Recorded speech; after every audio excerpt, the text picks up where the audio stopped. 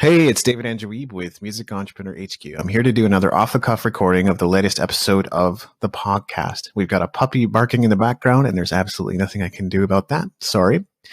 But if you want to find the fully edited version of the podcast, you can go directly to musicentrepreneurhq.com or wherever you listen to podcasts, be it Apple Podcasts, Spotify, iHeartRadio, or otherwise. My notes are over here, so that's where I'm going to be looking as I deliver the latest message of the podcast, which is stop being so butthurt over everything.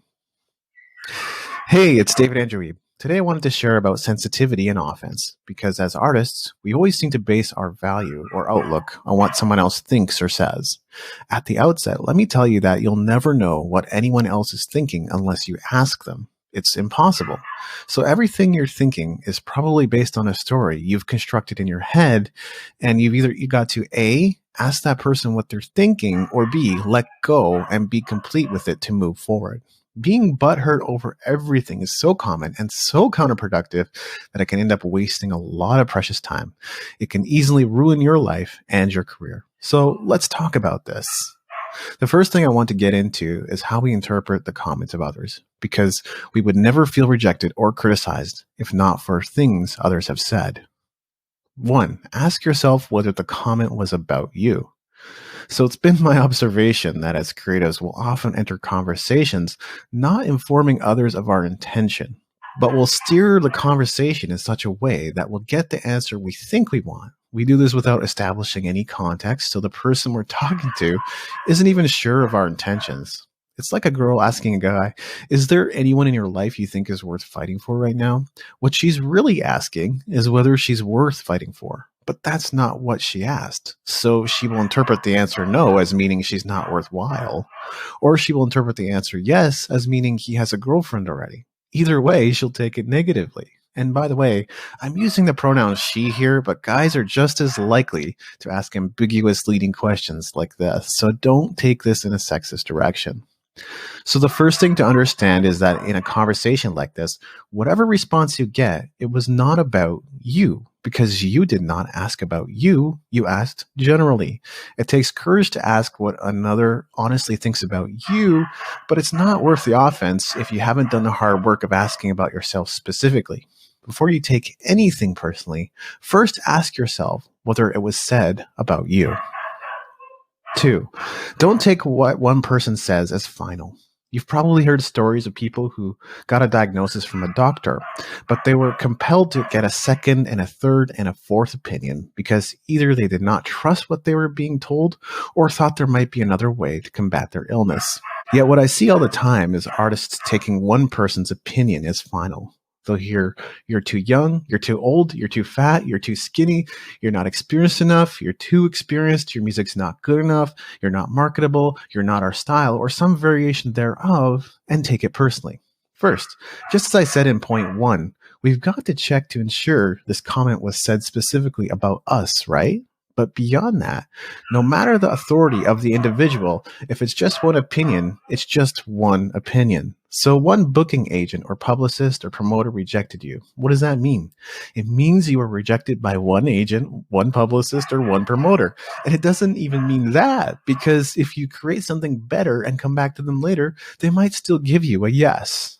And as already suggested, you'd be better off getting a second and third and fourth opinion, because who knows? The right opportunity might be with Jessica rather than Mike. Mike may not have taken a liking to you, but maybe your music floats Jessica's boat. And remember, you're not talking to labels or agents or managers. You're talking to real people just like you. If what you've got is compelling enough, it's bound to be for somebody.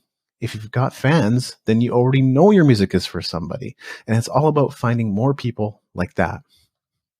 3, turn negative comments into fuel to improve. Okay, so there are basically 3 possibilities here. 1 is that someone said something relatively general that you took offense to. 2 is that someone gave you a general expert opinion but wasn't necessarily addressing you specifically. The last possibility is you receive a direct comment from someone influential.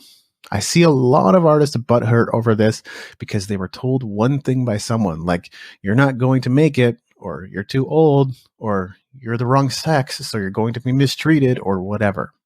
And the first problem is we often interpret things incorrectly. Neuroscience expert Dr. Joe Dispenza often says we don't even remember 50% of our pasts correctly. And as artists, we tend to remember the feelings of events rather than the contents of them. So even when a negative comment is aimed at us directly, there's still the chance that we'll take it the wrong way and make something out of it that was never intended. The next thing is we don't confirm the state of the person saying these things. So we just examine the content of what's being said rather than getting a sense of whether that person was having a bad day, whether they were having troubles at home, or if they just received some bad news of their own or whatever. Hurting people hurt people.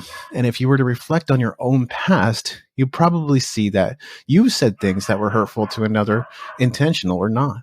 And quite likely, you weren't in the best space when you did it. Finally, the problem is we end up taking whatever was said as gospel, which is connected to an earlier point. We think because one person told us it was going to go badly for us, that this is the inevitable outcome. Supposedly, there are nearly 8 billion people on Earth. I have not confirmed it for myself, but I cannot even fathom that number.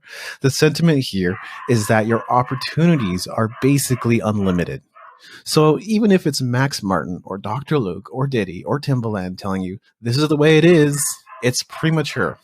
Even if they do tell you you're not going to make it, they're just waiting for you to use that as fuel to prove them wrong.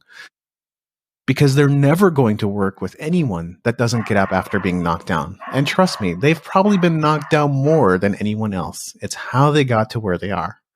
So you can give up, or you can use what was said as fuel to better yourself and your music. Try not to make your offense someone else's responsibility, because it isn't. Whatever you're feeling is inside you, and it can't be found within someone else.